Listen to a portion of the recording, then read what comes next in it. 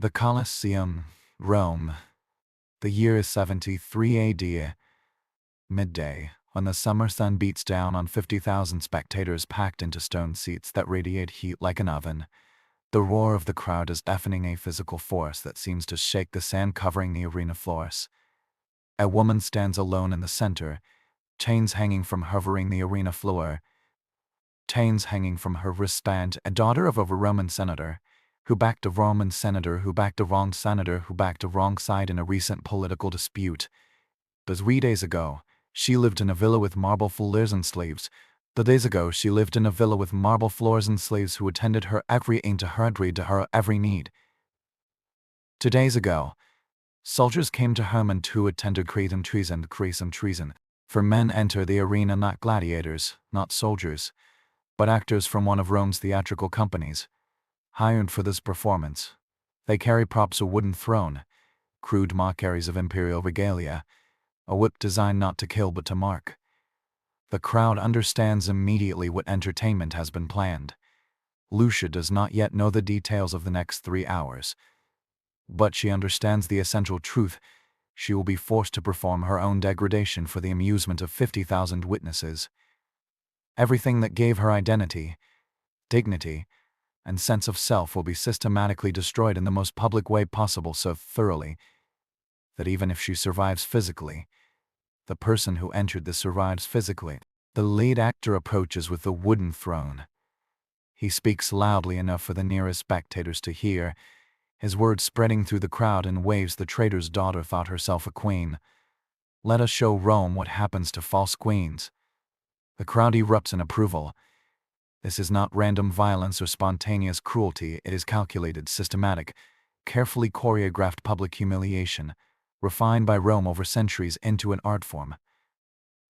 What happens to Lucia in the next 3 hours has been planned by officials, rehearsed by performers, and designed to send specific messages to specific audiences. The Roman system of public humiliation was as sophisticated as their engineering, as brutal as their engineering. Here is what they never taught you about ancient Roman history class. You know about gladiatorial games, chariot races, bread and circuses that kept the population entertained. You know about Roman military conquests, roads and aqueducts, law codes that influenced Western civilization. You have seen romanticized versions of Rome in movies and TV shows focusing on heroic figures and dramatic battles. But you have never learned about the systematic public humiliation rituals Rome used to maintain social control, the deliberate protocols designed to destroying human dignity projects, as if destroying human dignity were merely another technicals designed to destroy individuals so completely that their humiliation served as a warning to entire populations. Tonight, you will discover what Roman law prescribed for public humiliation and why these rituals were considered essential to maintaining order. You will learn how practices were estimated with specific protocols documented in legal texts and administrative records, what Roman historians, philosophers, and officials wrote about the purposes and methods of public degradation, why art of degradation, why archaeological evidence confirms that humiliation spectacles occurred daily across the empire on a massive scale, and how survivors had daily across the empire on a massive scale, and how survivors who recorded their experiences described psychological debt. Let us begin by dismantling the romantic narrative of Roman spectacles as mere entertainment. Legal texts, historical accounts, and administrative records reveal that entertainment was only one function of a comprehensive system designed to demonstrate power, enforce social hierarchy, and make resistance to Roman authority psychologically devastating. The scale of Roman public humiliation is difficult for modern people to comprehend. At its height, Rome ruled approximately 50 million people across an empire. It was central to Roman power. It was central to the Colosseum, completed in 80 AD, could hold 50,000 spectators, but it was only the largest of hundreds of amphitheaters built across the empire. Every major city had facilities for public spectacles. Smaller towns had theaters or open spaces for local humiliation rituals. This empire-wide infrastructure reveals the strategic importance of these practices to Roman governance. The theoretical framework was sophisticated and openly discussed by Roman writers. Seneca, the Stoic philosopher, wrote extensively on how witnessing degradation reinforced proper behavior. Cicero discussed how public spectacles created emotional bonds between state and population through shared punishment. Roman legal theorists argued that punishment severity should be proportional not only to the crime but also to the criminal's social status, with humiliation serving those whose crimes were against social order. Romans deeply analyzed when they humiliated people publicly. They debated methods, wrote treatises on psychological effects, and treatises on psychological effects. The legal framework established specific humiliation categories for different crimes and social classes, distinguishing between citizens and non-citizens, freeborn and freed, upper and lower classes. A senator convicted of treason faced different humiliation than a freedman convicted of theft or a slave convicted of rebellion, a system precisely calibrated to enforce hierarchy. The economic framework made humiliation spectacles profitable. The state did not bear all costs. Wealthy individuals sponsored spectacles for political favor, entrepreneurs but for contracts to supply performers and victims, and a sophisticated market existed for everything needed in elaborate rituals. This created economic incentives for the system to expand. Administrative infrastructure was extensive. Officials called editors organized spectacles with authority to requisition resources and condemned criminals. Records tracked criminal allocations to ensure efficient use of human resources. Professionals called Lani state reigned performers and managed logistics. The bureaucracy supporting public humiliation rivaled but supporting the military. Documentary evidence survived because Romans documented these practices proudly in chronicles, legal commentaries, philosophical essays, personal letters, graffiti, and administrative records. Tacitus described humiliation spectacles analytically. Pliny the Younger treated them as notable events. Legal texts use precise, clinical language. Modern historians recognize patterns indicating public humiliation was fundamental to Roman control, not incidental. Specific humiliation types followed recognizable patterns.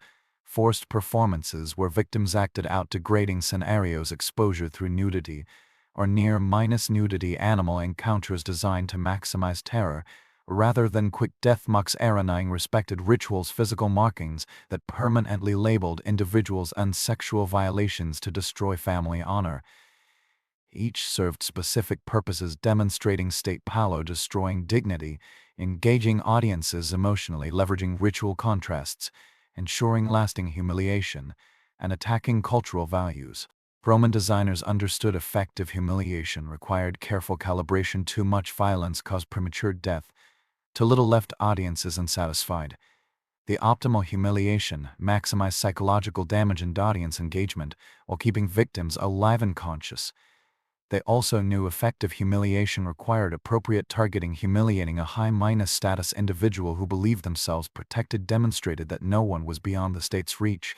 Roman sources revealed archer truths. The empire refined these systems through centuries of experimentation, observing what maximized psychological impact, deterrent effect, and audience engagement. This was not primitive barbarism, but sophisticated application of psychological principles discovered through empirical observation. Techniques modern research confirms as extraordinarily effective, pioneered 2,000 years before formal psychology studied such mechanisms. Understanding this context is essential before examining individual cases, as it reveals that specific victims suffered not from random cruelty, but from calculated implementation of systems designed at the highest levels of Roman government, discussed by leading intellectuals, and maintained through elaborate infrastructure across centuries. Now, let us examine these systems applied to individuals whose stories survive in historical sources. We return to Lucia in the Colosseum in 73 AD, aged 19, daughter of Senator Marcus Octavius, who supported a failed conspiracy against Emperor Vespasian. Her family was condemned not only for treason but for arrogance in challenging imperial authority. Lucia was selected specifically to teach the next generation absolute submission. Her ritual followed patterns documented in multiple Roman sources. A protocol refined over decades. Preparation began 3 days before the spectacle, designed to break her psychologically. Held in cells beneath the Colosseum, she endured constant psychological pressure, hearing crowd roars and prisoner screams, receiving detailed warnings to maximize anticipatory terror, disrupted sleep, minimal food. The goal was to ensure she entered the arena already shattered.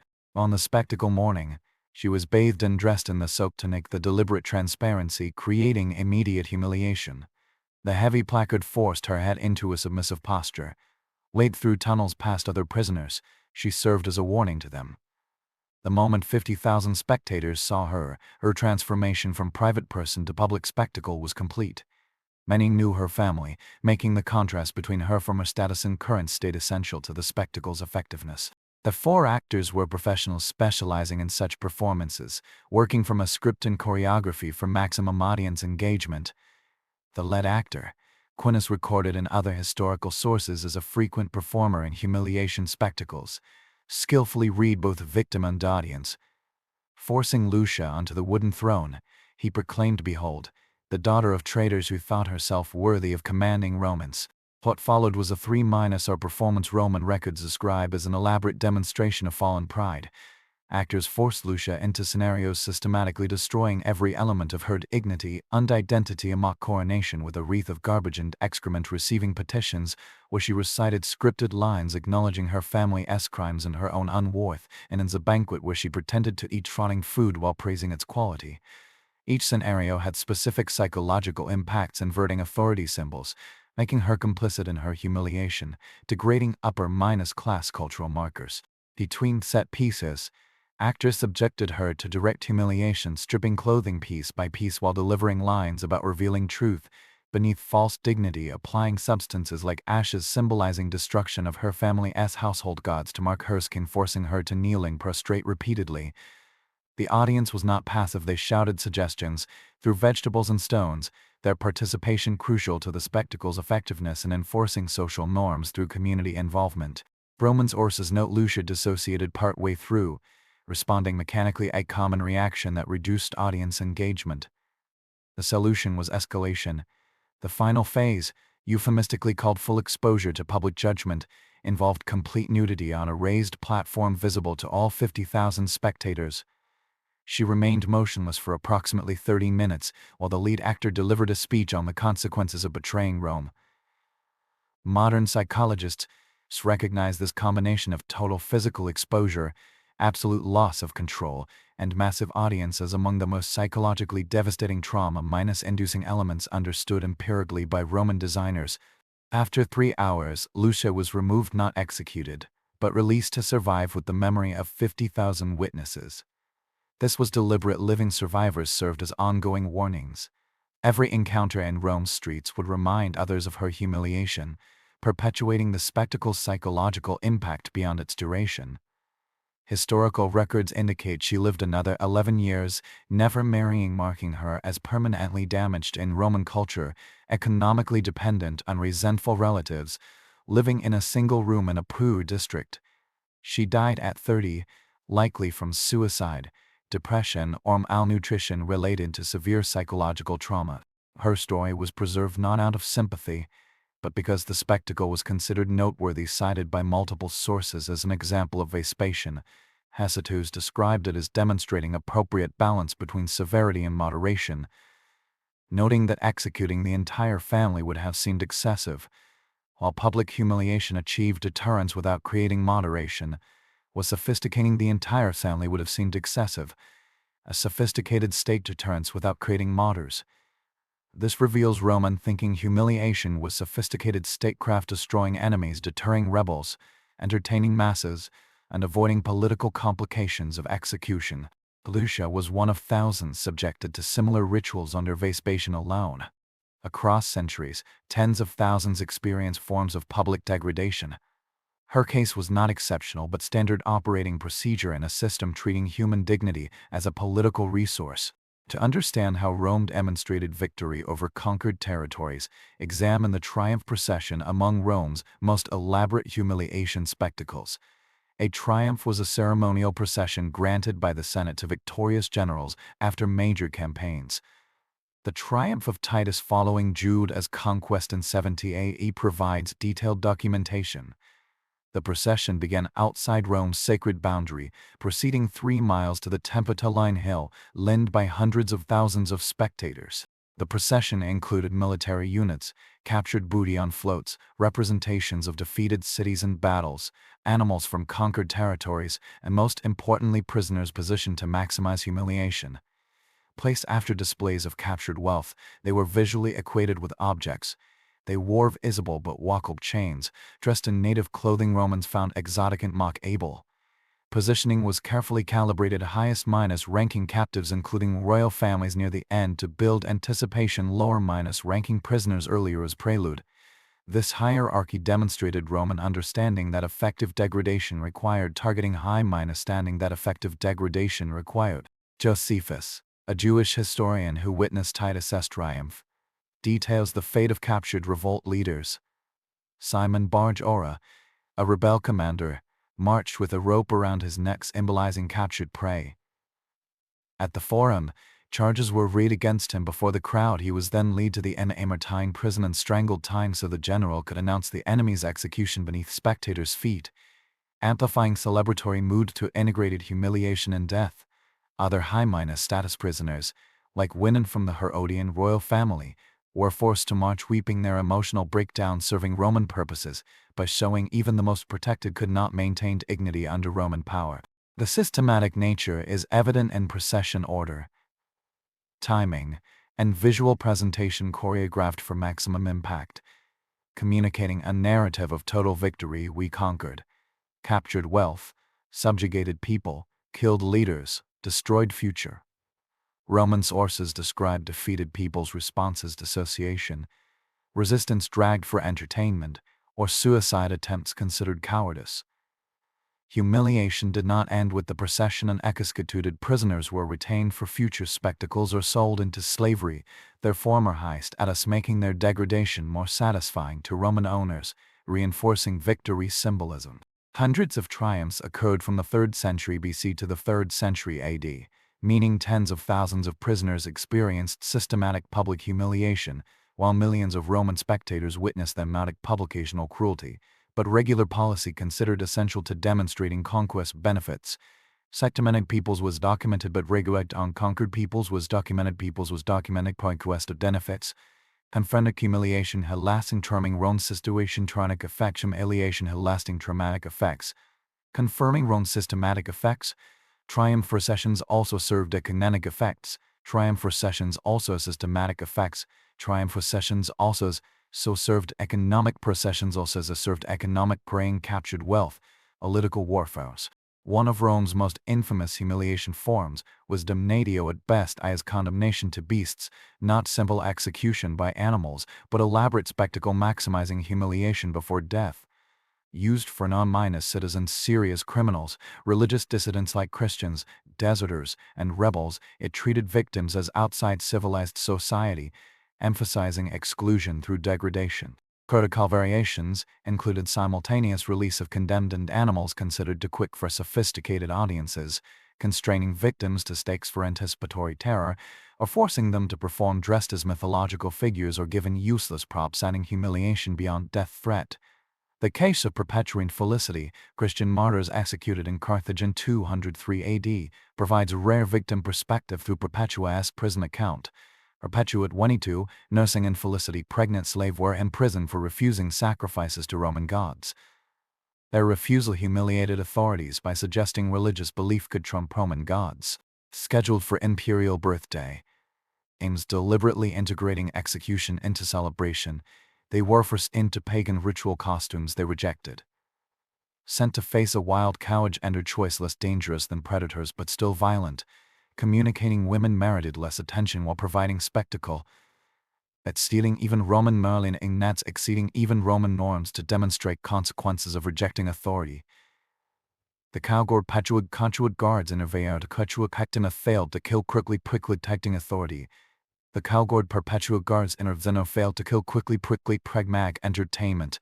Not matic entertainment man, it says to tail quickly pragmatic entertainment, not mercy tainment anasectical practical prolonging an enterside area. The medio at best is systematic nature is documented in administrative records. Lani Stame maintained animal lists, tracked condemned criminals, coordinated scheduling, managed animal feeding to balance hunger and killing speed. Financial records show economic aspects. African lions, leopards cost more than local bears, bulls, with animal choice partly determined by criminal status, creating a humiliation hierarchy based on economic calculations. Execution frequency increased during religious persecutions, for example, under Aetius and Diocletian in 3rd-4th centuries, requiring industrial-scale animal supply and spectacle coordination across cities. Archaeological evidence confirms systematic nature. Amphitheater excavations reveal holding areas separating animals and prisoners, mechanical lift strap doors for dramatic reveals, engineering sophistication showing importance placed on effective humiliation. Psychological impact extended beyond victims. Watching someone killed in humiliating circumstances terrorized populations considering resistance. Communicating Rome could reduce anyone to helpless prey, stripping dignity and considering resistance. Communicating Rome could reduce anyone to helpless prey, stripping dignity and civilization. In final moments, a crucial message for provincial control. Constantine banned the practice in early 4th century, but inconsistent enforcement allowed contests in early 4th century. Not all Roman humiliation involved arena spectacles. The infamia system created legal, permanent degradation following individuals for life, destroying status through official mechanisms. Infamia was a legal designation stripping rights and privileges, marking individuals publicly as degraded. Roman law specified ways to incur infamy and conviction for certain crimes: dishonorable professions, acting, prostitution, bankruptcy, or specific legal condemnations. Once designated consequences when consequences were permanent and codified: no voting office, no testimony in legal proceedings, no military service, no marriage to freeborn citizens. The case of Publius Rutilius Rufus 90 illustrates the system. Prosecuted for corruption in Asia, modern Turkey, in a likely rigged trial, his conviction brought automatic infamy. Previously a respected senator with military command in historical works, his status collapsed, expelled from honors lists, testimony worthless, daughter's engagement cancelled, law prohibited unions with infamous persons. Every Roman institution enforced infamia: social clubs expelled members as persons, unequal trade terms, infamous pundits, unequal trade participation enforced infamia: social clubs expelled members, temples refused participation, business partnerships dissolved, making escape impossible. Infamia affected women differently but no less devastatingly. Women could incur it through their own actions: prostitution, adultery, or association with infamous men. A case documented in legal text concerns a woman named Fausta whose husband's embezzlement conviction extended infamia to her. Despite her innocence, she lost legal protections, testimony value, and marriage prospects. Legal debates acknowledged unfairness but continued the practice, serving purposes beyond individual justice, making fairness but continued the practice, serving purposes beyond individual justice, making families refused marriage alliances, limited egemal deterrences, limited age alliances, reinforcing social pressure to avoid contact with infamous pressure to avoid enforcements. Permanent nature was crucial. Temporary punishment could be endured. Permanent degradation created ongoing deterrence affecting entire lives and descendants. Visibility was ensured through publicly posted court records, census markings, such as service order, census markings, and social, like Seneca discorder. Seneca attempted describing an infamous excess escroident but was documented by writers like Seneca documented Michael Dornant, illy catatonic and nearly catatonic and molten infamous person's desperation to suffering to honor, this person's desperation to restore honor. The system creation to suffering distinct creative differing desperation to suffering distinct could be as differing suffering distinct to restore honor. Gladiatorial games, familiar as entertainment, functions systematically as humiliation. Forced gladiatorial performance was among Rome's most degrading fates, carefully designed to maximize humiliation while entertaining. Gladiators occupied a paradoxical position: celebrated yet despised, famous yet legally infamous, stripped of rights and considered morally contaminated. Deliberate paradox serving Roman purposes.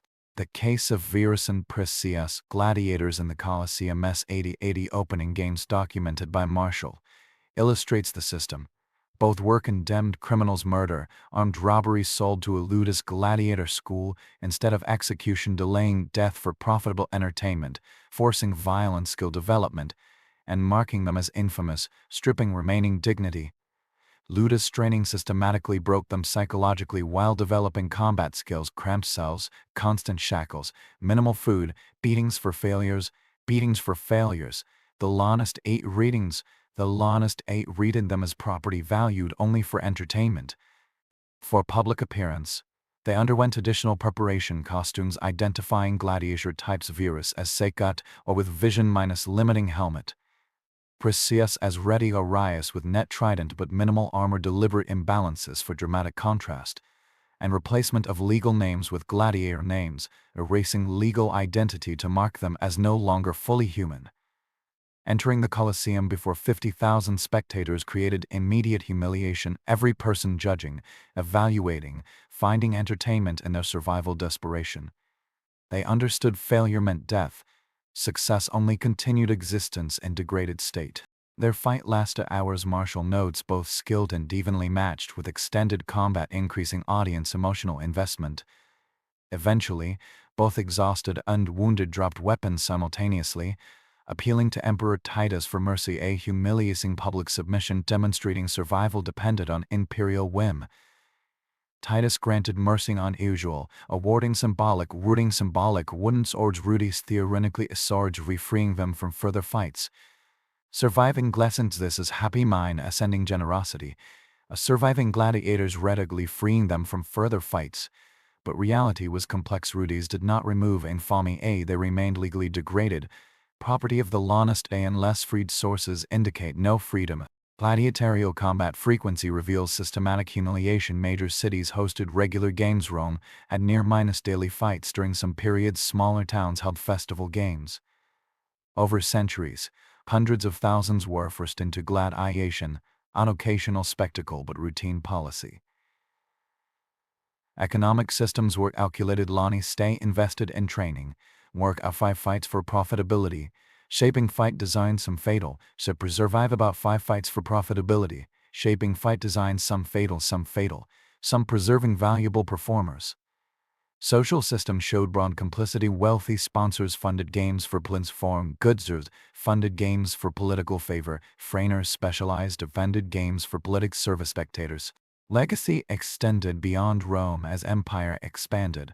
Amphitheaters and gladiatorial games spread to provinces. Local elites adopted practices to demonstrate Roman identity, making systematic humiliation through forced combat a marker of Roman civilization, replicated to prove imperial cultural participation.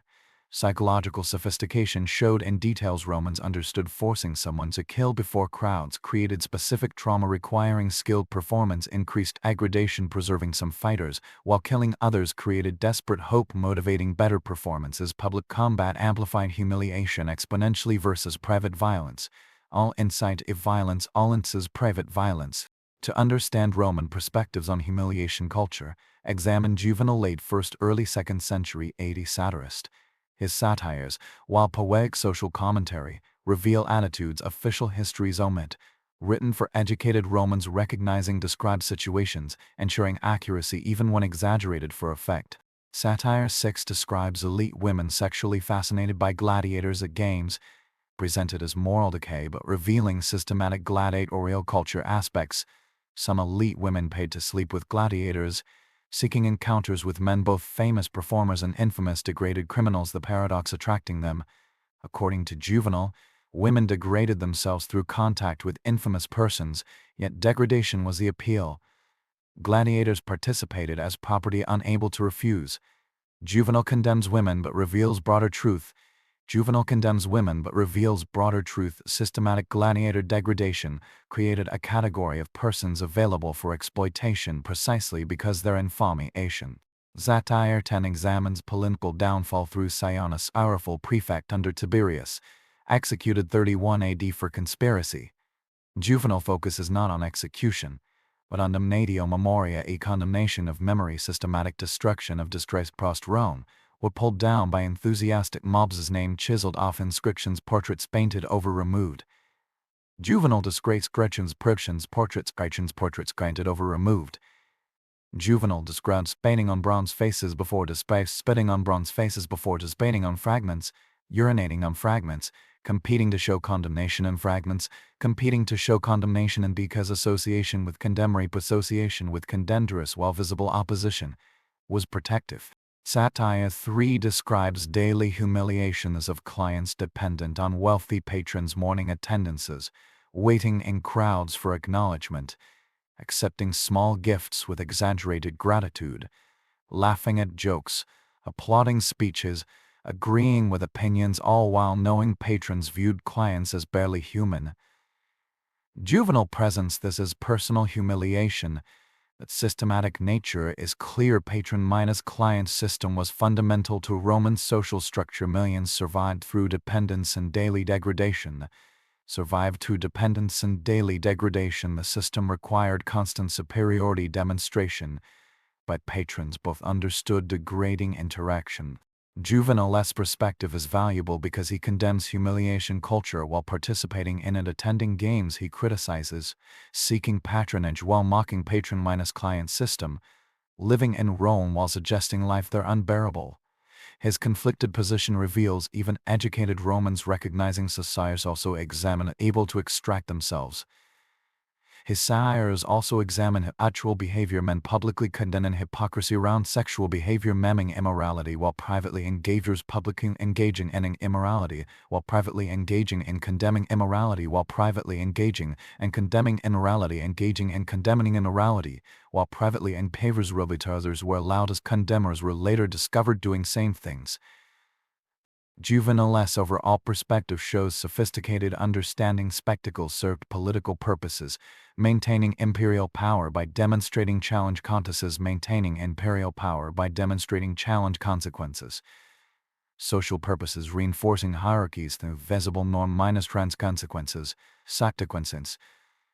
Arenescrete allowing as trans characters emotional set to spread into Roche's revecting section as affectation that humiliation cultures and posures corrupting as an unmentioned and suspecting of ultimate effect expecting effect affecting co-ended role as obsected spected zemt accepted read as a patent cell as bacticry rated speckingly as intelligibly at expected accepted zeptate as acaglated as bactin men melee as objecting led graded as obtated as spectacles brick accepted graded dictators of dictate all septic rated lives as papolos that bulls that he's hated severed septated of stated dictated.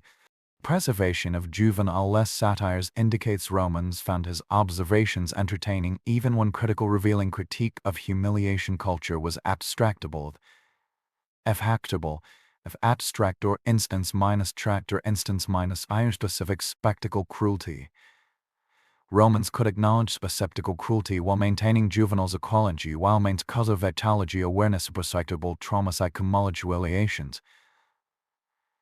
Humiliation affectus descriptimizes des secundums umfinisanju victignaliation is despectimize, if conversion affecting others as dectignizes discrictes des gritignisen mit and detinsen sitten victims zelfs critings and zelker and sitter generation ides on victims and alicton endes bet and defsanten victims and betas as des citizen dictan distitum sir in ischeracten estictizan victing dictum ductus as desultus is. Beyond textual sources, archaeological evidence provides physical confirmation of Roman public humiliation practices, revealing details written sources omit.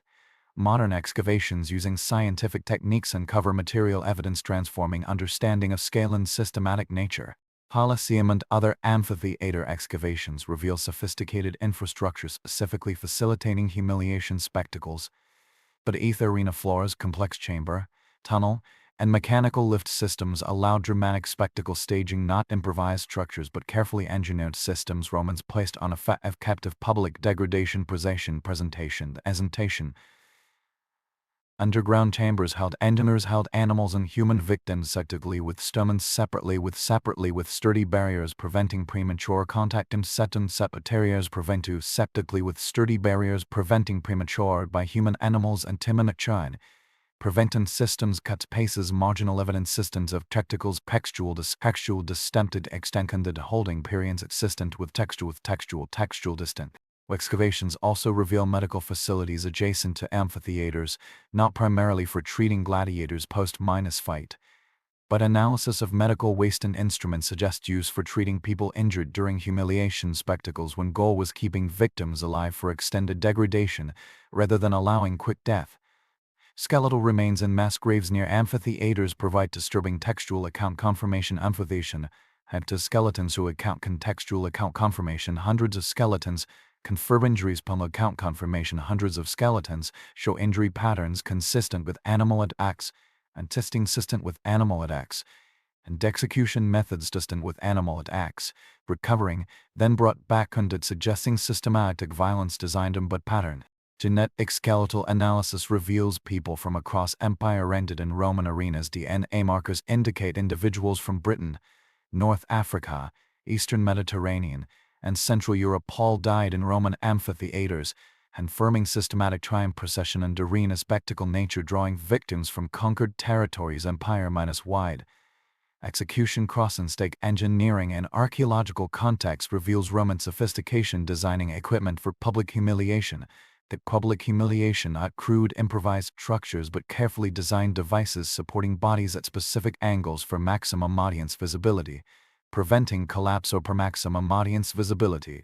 Amphitheater wall graffiti provides unique audience perspective evidence. Spectators scratched painted messages during spectacles, some celebrating specific gladiators or condemning specific victims, others describing witnessed events, others expressing entertainment quality opinions. Thousands of graffiti examples analyzed show patterns in audience engagement with humiliation spectacles, confirming spectators explicitly aware of and discussed humiliation aspects. Messages mocking named victims, celebrating famous persons' degradation aspect. Messages mocking named victims, celebrating famous previously powerful falls. Evidence demonstrating humiliation. Amphitheater seating archaeological evidence reveals spectacle social stratification. Lower seats closest arena reserved for elite Romans, middle sections for common citizens, upper sections for non-citizens and slaves. Strict separation meant every spectacle view literally shaped by social position. Those closest saw victim suffering details, those furthest saw only degradation broad outlines. This architectural hierarchy enforcement meant spectacles constantly degradation broad outlines. This architectural hierarchy enforcement meant attending spectacles constantly reinforced social structure. Elite Romans experienced middle position through adequate but not optimal views. Slaves experienced middle position through adequate but not optimal views. Empire-Y amphitheater construction scale itself is archaeological systematic policy evidence. Over 400 amphitheaters identified in former Roman territories, not all Colosseum-sized, but all specifically designed for public spectacles including humiliation rituals.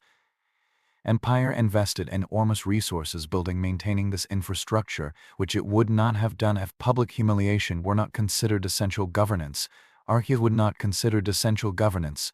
Archaeological site economic evidence confirms profit mechanisms supporting humiliation culture. Vendorating significant mechanisms supporting humiliation culture. Ender areas around amphitheaters shows standardized latest laid wine, souvenirs to spectamize for selling food. Wealthy Roman home excavations reveal artwork depicting arena spectacles, mosaics showing specific gladiators, paintings representing triumph processions, sculptures of defeated enemies in submission poses. Private elite home art demonstrating humiliation spectacles permeated Roman culture beyond immediate events. Images serving ongoing reminders of Roman power and consequences.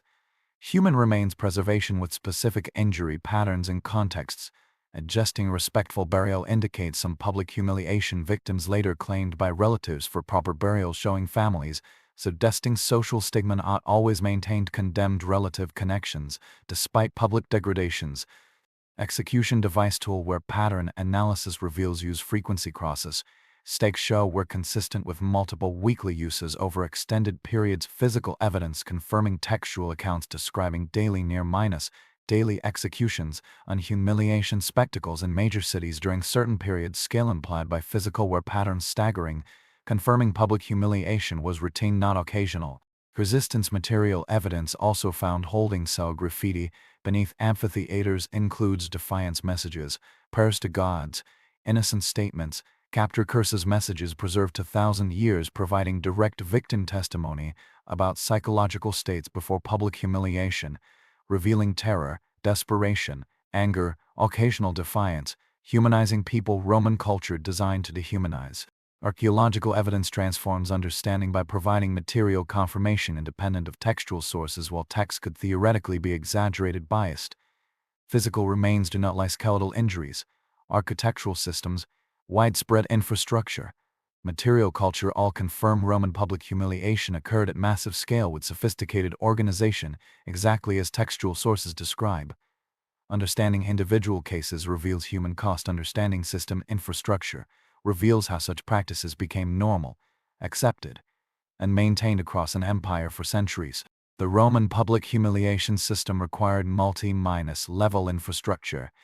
Legal infrastructure included specific laws defining which crimes merited which public degradation forms, specifying trial sentencing procedures, establishing spectacle organization authority chains, and creating infamy, a legal category making certain persons subject to permanent humiliation. This legal framework made systematic humiliation lawful procedure, not random violence. Administrative infrastructure managed logistics. Officials called editors had legal authority organizing spectacles, including power requisitioning condemned criminals from prisons and coordinating with animal equipment. Officials. Clerks maintained records, tracking criminal allocations to spectacles, ensuring efficient human resource use. Financial officers managed spectacle budgets, allocating construction, equipment maintenance, animal purchasing resources. Physical infrastructure included 400 amphitheaters specifically built for public spectacles. Engineering sophistication of these structures with underground chambers, mechanical systems, carefully planned sightlines demonstrates importance Romans placed on effective public humiliation presentation. Cities also maintained prisons near amphitheaters where condemned awaited public degradation. Economic infrastructure created financial incentives supporting system. Wealthy sponsors funded spectacles for political advantage. Public recognition. Vendors profited selling goods to spectators. Lawney stay owning gladiator schools generated income. Training, renting fighters. Animal suppliers profited capturing, transporting beast. Construction contractors built, maintained amphitheater. An entire economic sector depended on continued public humiliation. Spectacle demand. Training infrastructure ensured consistency. Lawney state reigned not only gladiators but also personnel managing spectacles. Executioners developed specialized skills, prolonging suffering without causing immediate death. Actors learned performing in humiliation spectacles techniques. Standardization across empire reveals systematic training, not improvised local variations. Communication infrastructure enabled coordination. Roman road system and postal service allowed central authority orders reaching provinces efficiently. Provincial governor reports describe local spectacles to emperors, allowing central government monitoring humiliation policy implementation, ensuring practices remained consistent with imperial wishes rather than fragmenting into purely local customs. Religious infrastructure provided ideological justification. Priests interpreted spectacles as sacred god offerings. Philosophical schools developed arguments explaining why public humiliation served moral purposes. Educational systems taught children witnessing criminal degradation was appropriate and beneficial. This ideological superstructure made practices seem natural and necessary rather than constructed and optional. Integrating these various infrastructures created a self-reinforcing system where each element supported strengthened others. Legal authority provided legitimacy. Administration ensured efficiency. Physical structures enabled implementation. Economic incentives motivated participation. Coordinated action. Religion justified everything. Comprehensive nature made system resistant to reform because changing any sin to reform, because changing any single element insufficient to reform, because changing any single element insufficient to reform. System operated successfully over 600 years from early republic through late emperor. Longevity demonstrating it was not dependent on trading. It was not dependent. Roman public humiliation. Psychological sophistication reveals human nature. Understanding modern psychology only recently formalized. Multiple mechanisms combined, making these practices extraordinarily effective achieving Roman objectives.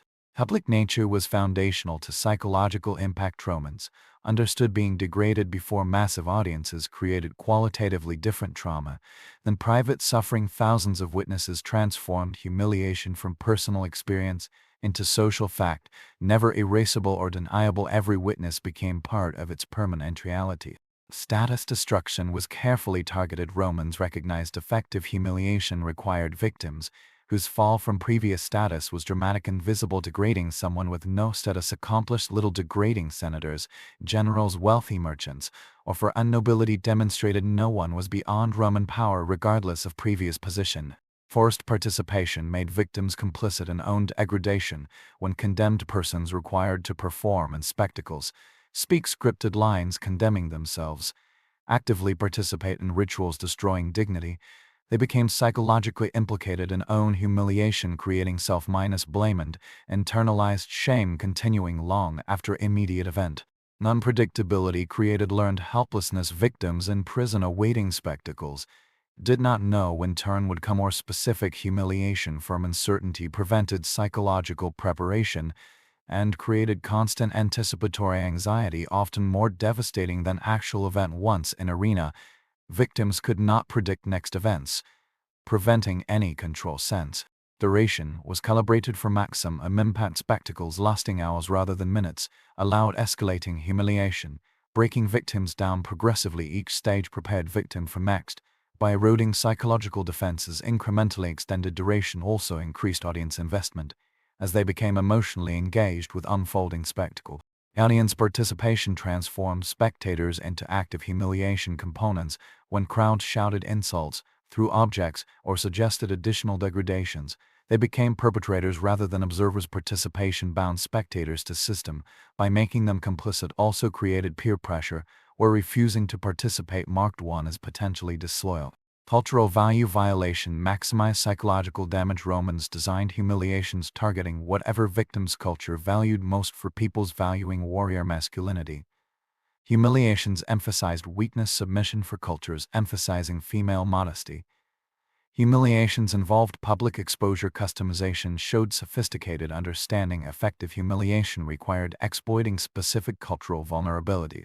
Permanent marking ensured lasting impact, whether through infamy, illegal consequences, physical scars, traumatic memories preventing normal functioning, or social stigma following survivors.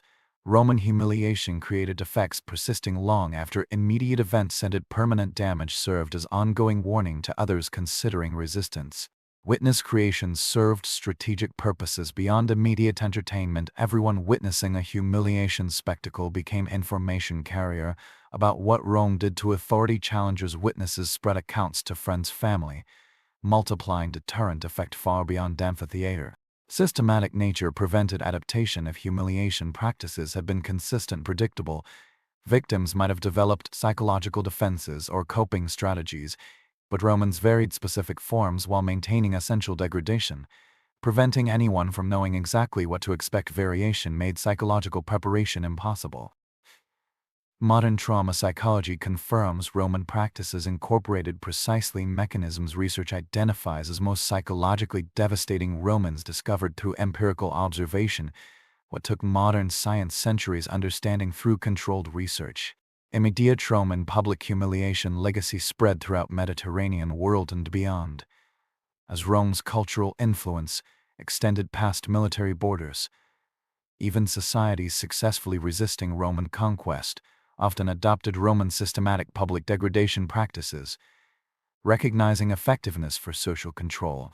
Medieval Europe inherited Roman legal traditions including infamy system. Church law incorporated similar permanent legal degradation concepts for certain sinner categories. Secular law maintained public humiliation as standard punishment for various crimes. Continuity reveals Roman systematic degradation. Innovations became embedded in Western legal tradition. Spectacle culture continued. Modified medieval public executions shared many Roman arena spectacle characteristics, carefully staged performances, large audiences, extended duration, religious justification, execution minus humiliation combination. Methods changed but underlying logic remained Roman. Islamic civilizations conquering former Roman territories absorbed some practices. Islamic law prohibited some Roman style spectacles. Public humiliation remained accepted punishment for certain crimes. Influence was not completed option, but Roman technique adaptation to Islamic legal religious frameworks. Byzantine Empire Roman power direct Eastern continuation maintained many practices with Christian influence modifications. Public humiliation continued as standard punishment, Though religious justification shifted from pagan to Christian terms, amphitheater infrastructure gradually converted to other uses, but public degradation culture persisted through other venues. Long-term psychological impact on populations subjected to centuries of systematic public humiliation difficult to measure, but likely significant cultural attitudes toward authority. Public spectacle, acceptable criminal social deviant treatment may have been shaped by Roman public degradation, effects potentially transmitted across generations through cultural learning even after specific practices ceased. Archaeological evidence provides material legacy traces. Roman amphitheaters scattered across former empire remained physical reminders of Rome's actions, some repurposed, some ruined, but all monuments to systematic humiliation occurring within them. Architectural legacy kept memory alive even with cultural practice changes. Genetic evidence from skeletal remains shows demographic impacts, condemned persons' movement from conquered territories to Roman arenas for public humiliation, created genetic mixing patterns visible in modern populations. Biological legacy persists in descendants of people whose ancestors were subjected to or witnessed Roman public degradation. Artistic literary legacy ensured cultural memory. Roman humiliation spectacle descriptions influenced subsequent Western civilization art, literature, imagery of arena combat, triumph processions. Public degradation appeared repeatedly in art treating centuries after Rome fell. Cultural transmission kept Roman methods in collective memory. Systematic humiliation normalization as entertainment created precedent influencing subsequent societies. Punishment spectacle approaches idea that destroying human dignity could be appropriate entertainment, watching suffering acceptable recreation, degradation serving legitimate social purposes, all concepts embedded in Western thought partly through Roman example. Perhaps most disturbing legacy is philosophical ethical. Roman intellectuals developed sophisticated public humiliation justifications influencing subsequent moral philosophy arguments about punishment purposes, individual suffering minus social benefit relationships, public spectacle governance appropriate roles all drew on Roman precedents. Some continue influencing modern criminal justice and state power bounds debates. Understanding why much this history obscured reveals how societies cope with disturbing foundational civilization aspects. Romans themselves did not hide these practices during their time. They documented public humiliation proudly in legal texts, historical chronicles, poetry, philosophical treatises, private letters, monumental inscriptions. From Roman perspective, systematic public degradation demonstrated sophisticated civilization rather than barbarism.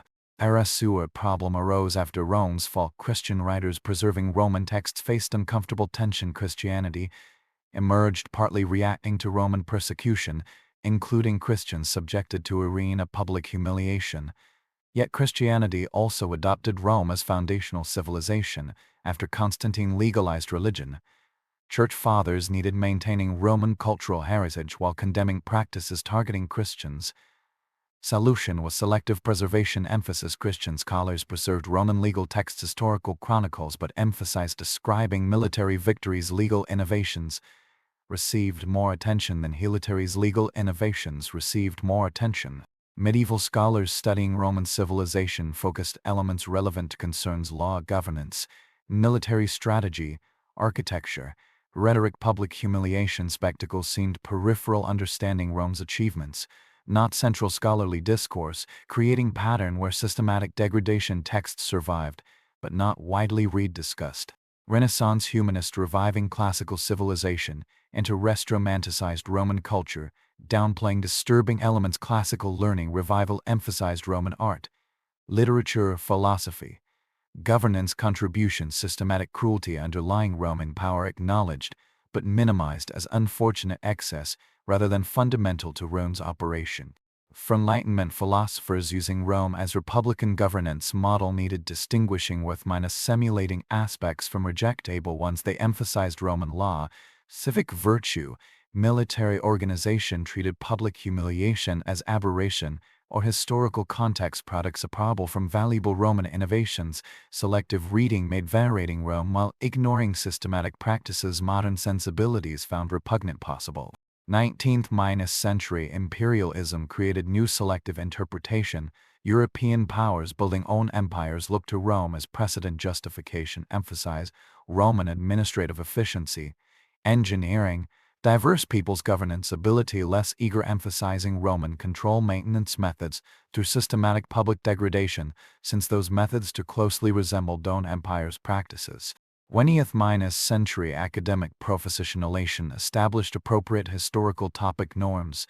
Detailed humiliation degradation examination fell outside norms. Historians studying Rome focused political, military, economic history, social structure, Roman public humiliation, psychological mechanisms, and imperial power maintenance role did not fit established scholarly categories, receiving less attention.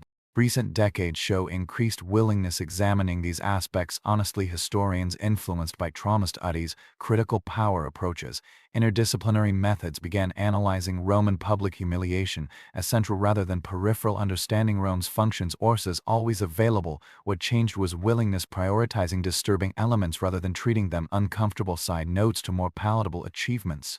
Selective preservation emphasis pattern reveals how societies manage difficult legacies. Information never completely erased but de-emphasized, recontextualized, or simply not discussed in polite discourse, resulting popular Rome understanding sanitized or omitted systematic cruelty underlying Roman power. Returning to Colosseum where story began. Lucia and Arena. 3 hours passed since spectacle start. Sun moved across sky. Shadows lengthened. Lucia systematically destroyed. She barely stands. Physical exhaustion from 3 hours. First performance left her trembling, stripped of every dignity element. A zest entering. Body marks will fade, but psychological scarring permanent. Person who is Lucia no longer exists meaningfully.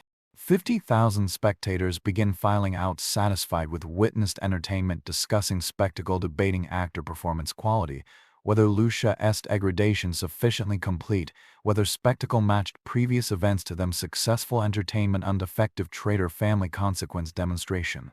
Lucia removed by guards, not executed, but released. Surviving memory of 50,000 Romans witnessing her experience, walks out into Rome's streets, every person encountering her rest of life, potentially recognizing traitor's daughter publicly humiliated.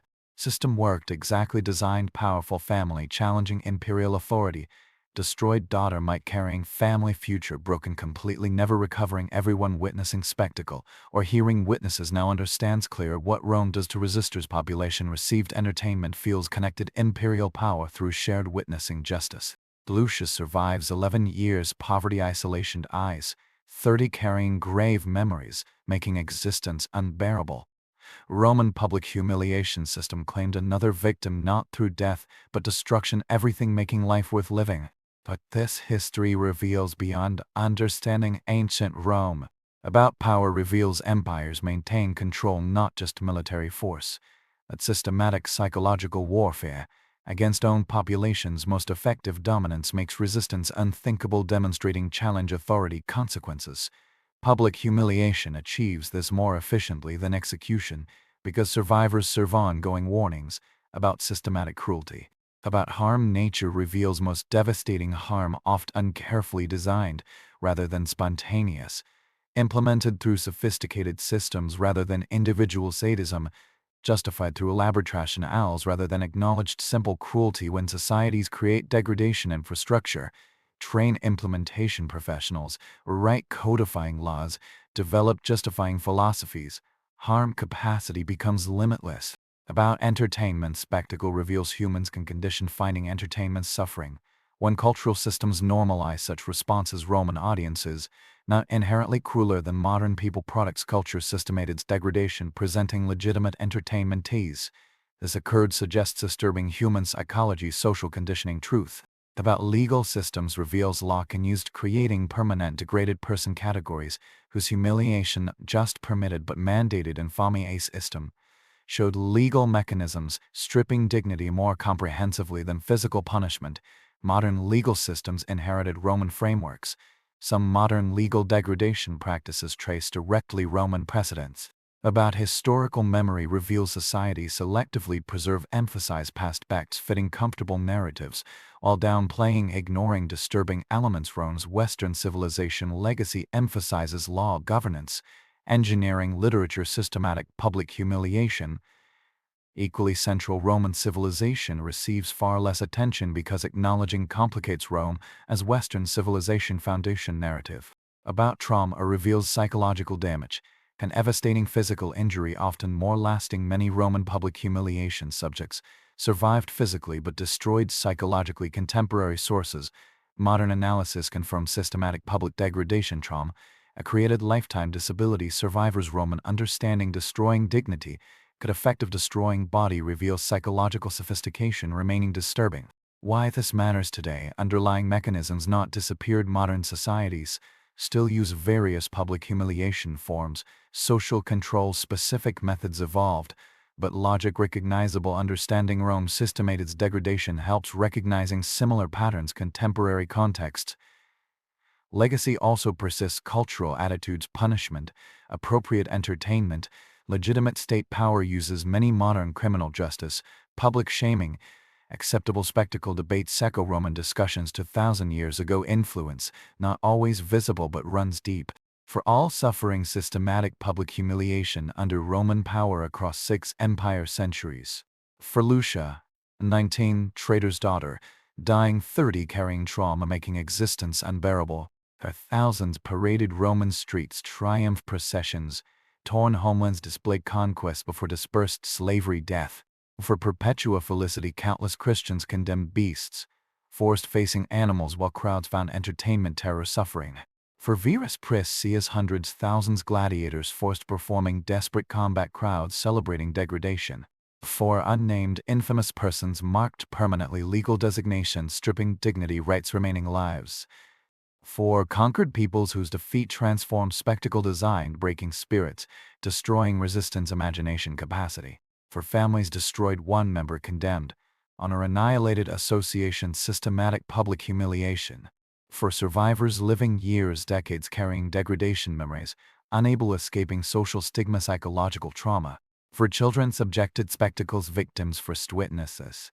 Development warped systematic exposure and normalized cruelty.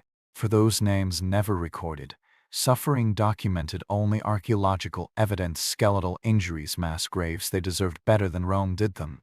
Their humiliation not justice but power demonstrating reach degradation not entertainment, but cruelty systemated normalized erasure popular memory deliberate because suffering reveals uncomfortable truth civilization Western culture claims foundational.